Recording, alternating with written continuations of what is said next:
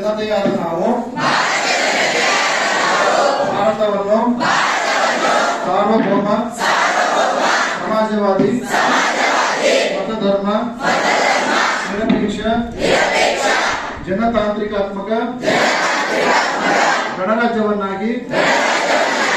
ರೂಪಿಸುವುದಕ್ಕಾಗಿ ಭಾರತದ ಎಲ್ಲ ನಾಗರಿಕರಿಗೆ ಸಾಮಾಜಿಕ ಆರ್ಥಿಕ ರಾಜಕೀಯ ನ್ಯಾಯ ವಿಚಾರ ಅಭಿವ್ಯಕ್ತಿ ನಂಬಿಕೆ ಧರ್ಮ ಮತ್ತು ಉಪಾಸನೆಯ ಸ್ವಾತಂತ್ರ್ಯ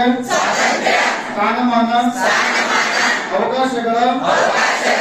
ಸಮತೆ ದೊರೆಯುವಂತೆ ಮಾಡುವ ವ್ಯಕ್ತಿ ಗೌರವ ದೇಶದ ಏಕತೆ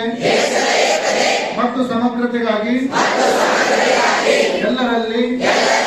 ಭಾತೃತ್ವ ಭಾವನೆ ಮೂಡಿಸುವ ದೃಢ ಸಂಕಲ್ಪ ಮಾಡಿ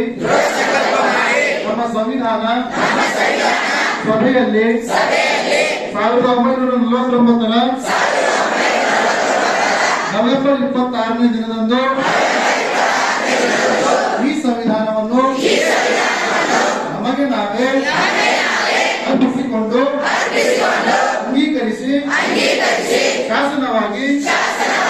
ಇರಿಸಿಕೊಂಡಿದ್ದೇವೆ.